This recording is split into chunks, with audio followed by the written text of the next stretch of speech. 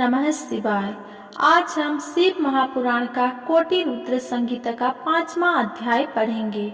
उससे पहले हमने पिछले अध्याय में सुना था 12 ज्योतिर्लिंग, ऋषि अत्रि और अनुसुईया जी के शिवलिंग स्थापना। आज हम पढ़ेंगे नंदकेश की महिमा वर्णन। सूत जी बोले, हे ऋषियों, कालंजर नामक पर्वत पर श्री नीलकंठेश्वर शिवलिंग स्थित है। ये भक्तों के लिए कल्याणकारी है। वहीं पर एक सुंदर कुंड है। जो मनुष्य उस कुंड में स्नान करता है उसके सभी पाप नष्ट हो जाते हैं और उसे मुक्ति भी मिल जाती है। रेवा नदी के किनारे असंख्य लिंग है जो अमोघ फल देने वाले हैं। इनकी महिमा अनंत है। मैं आपको भगवान शिव के लिंगों की महिमा के बारे में बताता हूँ। अतेश्वर नामक ज्योतिर्लिंग पापों का नाश करने वाला है। यहीं पर परमेश्वर और सिद्धेश्वर नामक लिंग भी है। रेवा नदी के किनारे रामेश्वर, कुमारेश्वर, पुंडरेश्वर, मंडलेश्वर एवं तीक्ष्णेश्वर नामक शिवलिंग है। इसके दर्शन से भक्तों के सभी पापों का नाश होता है। नर्मदा नदी के किनारे स्थित घुंघुरेश्वर, सालेश्वर, कुंभेश्वर, सोमेश्वर, नीलकंठेश्वर, मंगलेश्वर एवं नंदिकेश्वर नामक शिवलिंग भी सभी कामनाओं को पूरा करने वाले तथा मुक्ति प्रदान करने वाला है। ऋषियों ने कहा, हे सूत जी, अब आप हम पर कृपा करके हमें नंदिकेश्वर लिंग की महिमा के बारे में बताइए। ऋषियों का अनुरोध मानकर सूत जी ने नंदकेश लिंग की महिमा के विषय में बताना शुरू किया। वो बोले, रेवा नदी के किनारे करनी नामक नगरी है। उस नगरी में एक ब्राह्मण अपनी पत्नी और 2 पुत्रों के साथ रहते थे। जब वे वृद्ध हो गए तब ब्राह्मण अपने परिवार को वहीं छोड़कर स्वयं शिव नगरी काशी चले गए। कुछ समय पश्चात वहां पर उनकी मृत्यु हो गई। जब ब्राह्मणी और उसके पुत्र को उसकी सूचना मिली तो उन्होंने काशी जाकर ब्राह्मण को अंत्येष्टि एवं अन्य संस्कार किए। तत्पश्चात वे वापस घर लौट गए। कुछ समय बाद ब्राह्मणी का भी अंत समय निकट आ गया। वो बीमार रहने लगी थी। तब उसने अपने पुत्र को बुलाकर उन्हें अपनी अंतिम इच्छा बताई। ब्राह्मणी बोली, पुत्र, मेरी मृत्यु के पश्चात मेरी अस्थियां को गंगा जी में प्रवाहित करना तथा मेरा पिंडदान एवं श्राद्ध काशी में ही करना। पुत्र ने उनकी इच्छा पूरी करने का वचन दिया। जैसे ही बड़ा पुत्र सुबादा माता के लिए पानी लेने गया, उसने प्राण त्याग दिए। अपनी माता की आखिरी इच्छा पूर्ण करने हेतु सुबादा ने उसकी अस्थियां को काशी में ले जाने का निश्चय किया। उसे 20 योजन का मार्ग तय करना था। रास्ते में ही रात घिर गई। तब सुबादा ने एक ब्राह्मण के यहाँ रात गुजारने का फैसला किया। उस ब्राह्मण के घर रुककर सुबादा भगवान शिव का पूजन करने के पश्चात वहीं पर विश्राम करने लगा। तभी वहां उसे एक अद्भुत बात दिखाई दी। वह अध्याय ब्राह्मणी की सद्गति और मुक्ति। सूत जी बोले, हे ऋषियों, जिस ब्राह्मण के घर में सुबादा ठहरा था वो सुबह शाम दोनों समय अपनी गायों का दूध निकाला करता था। आज भी उसने अपनी स्त्री से कहा कि बर्तन दे दो, मैं दूध निकालता हूँ। तब उसकी पत्नी ने दूध का पात्र दे दिया और बछड़े को खोलकर गाय के पास भेज दिया। परंतु बछड़े ने जैसे ही थोड़ा सा दूध पिया, उसे तुरंत गाय के पास से हटा दिया गया। माँ के पास से हटा देने पर बछड़ा उछलने लगा, जिससे ब्राह्मण के पैर में ठोकर लग गई। क्रोधित होकर ब्राह्मण ने बछड़े को बहुत पीटा और गाय का दूध निकाल लिया। गाय दुखी होकर रोने लगी कि अपने बच्चों को दूध भी नहीं पिला सकती। मैं अपने बच्चों को पीटते हुए देखती रही, परंतु उसकी कोई मदद नहीं कर सकी। तब बछड़ा अपनी माता को समझाने लगा कि माता, तुम धैर्य रखो, जो जैसा करता है वो उसी का फल भी भोगता है।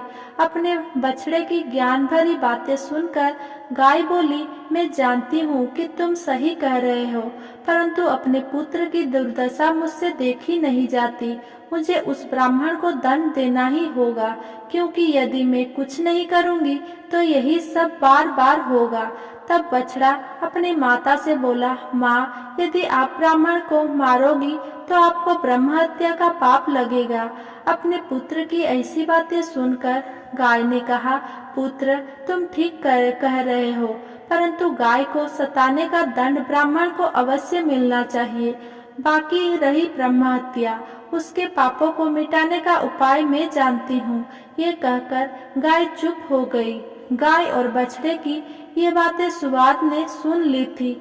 ये सब सुनकर उसने सोचा कि मैं अपनी माँ की अस्थियां लेकर काशी जा रहा हूँ, परंतु मैं ये भी देखना चाहता हूँ कि गाय ब्रह्म हत्या के पाप से कैसे मुक्ति होती है और अपना बदला कैसे लेती है। प्रातः काल होने पर सुबादा वहां का दृश्य देखने लगा। उस दिन ब्राह्मण ने अपने पुत्र से दूध निकालने के लिए कहा।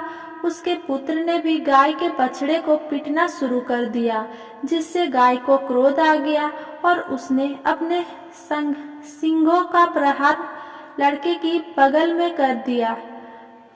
यह देखकर ब्राह्मण ब्राह्मणी दोनों दौड़ते हुए अपने पुत्र के पास आए, परंतु कुछ ही देर में उनके पुत्र के प्राण पखेरु उड़ गए। तब हाहाकार मच गया, सब रोने पर लगे। ब्राह्मण ने पीट पीट कर गाय और उसके बछड़े को घर से निकाल दिया। ब्रह्म हत्या की दोषी उन गायों का रंग सफेद से काला पड़ गया। जैसे ही गाय और बछड़ा घर से निकले, वो पथिक सुवाद भी उसके पीछे पीछे चल पड़ा।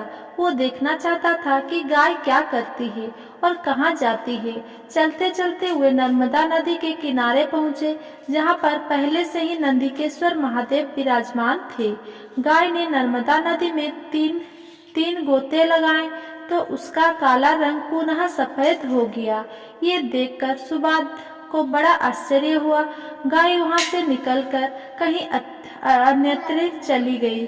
तब नर्मदा को प्रणाम कर ब्राह्मणी सुबादा ने भी नदी में स्नान किया। फिर नंदिकेश्वर का विधि पूर्वक पूजन करने के पश्चात वो काशी को चल पड़ा। रास्ते में सुबाद को एक युवती दिखाई दी, जिसने सुंदर वस्त्र एवं अलंकार धारण किए हुए थे।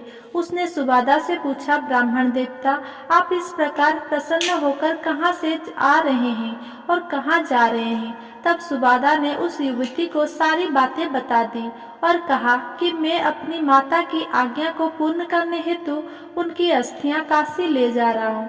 तब यह सुनकर वो युवती बोली, ब्राह्मण, तुम बहुत भोले भाले हो। ये तीर्थ अत्यंत पवित्र है। प्रति वर्ष वैशाख शुक्ल पक्ष की सप्तमी के दिन नर्मदा की पवित्र धारा में स्वयं गंगा जी आती है। आज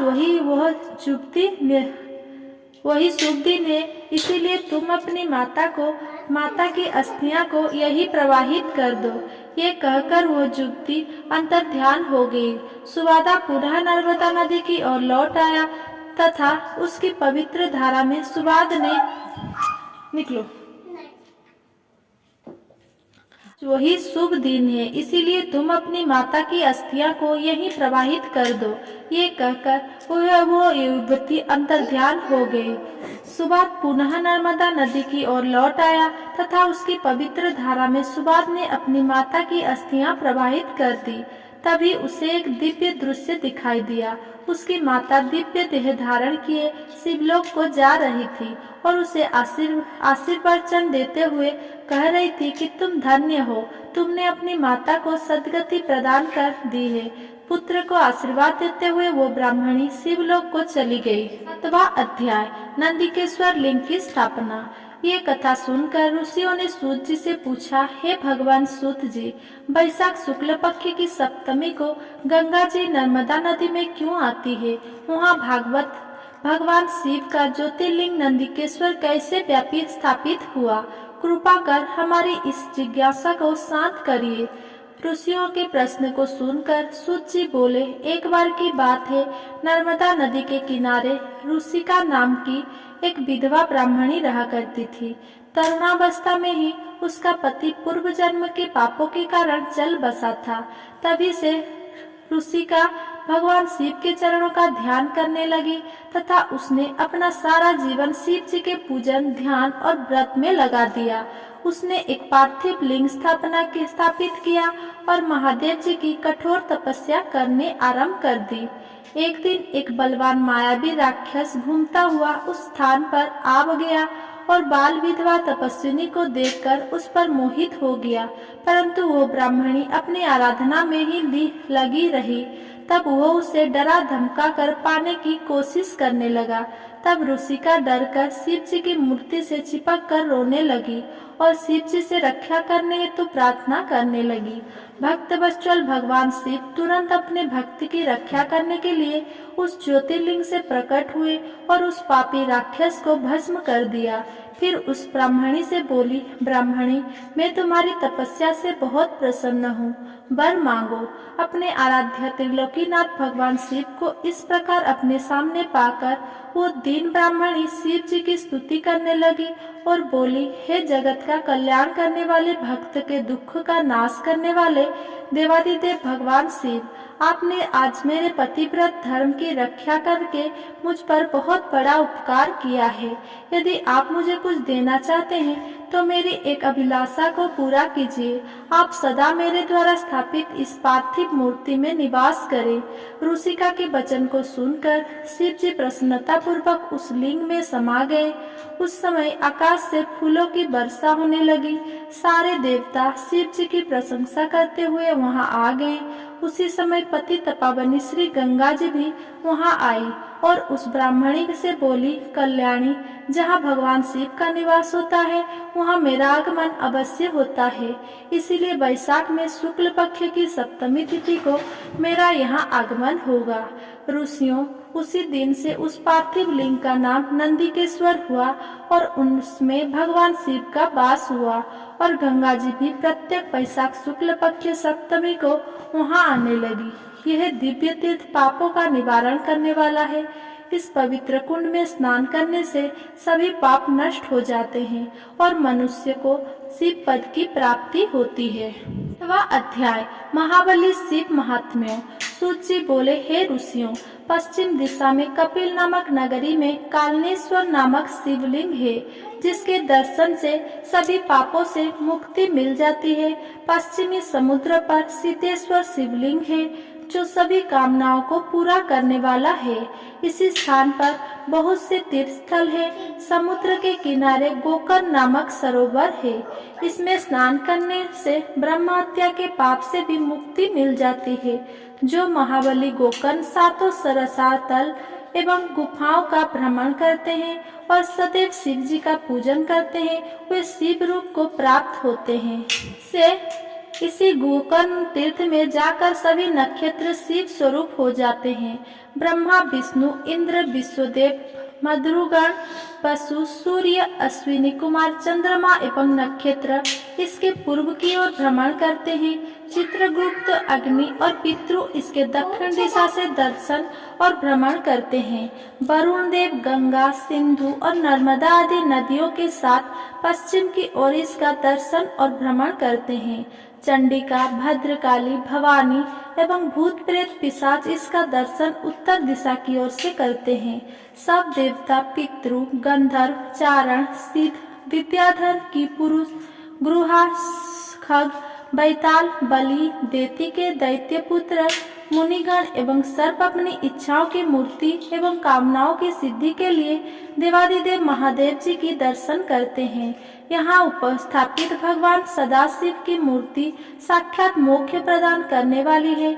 माघ माह के कृष्ण पक्ष की चतुर्दशी पर महाबल सदाशिव का पूजन आराधना किया जाता है। इस परम पवित्र प्रतिमा के पूजन से एक चांडालिनी भी अपने पापों से मुक्त हो गई थी और उसे अंत में परम पवित्र शिवलोक की प्राप्ति हुई। अगर मेरा ये वीडियो आपको पसंद आया हो तो मेरा वीडियो को लाइक, कमेंट, शेयर करिए और मेरा चैनल को सब्सक्राइब करिए। धन्यवाद।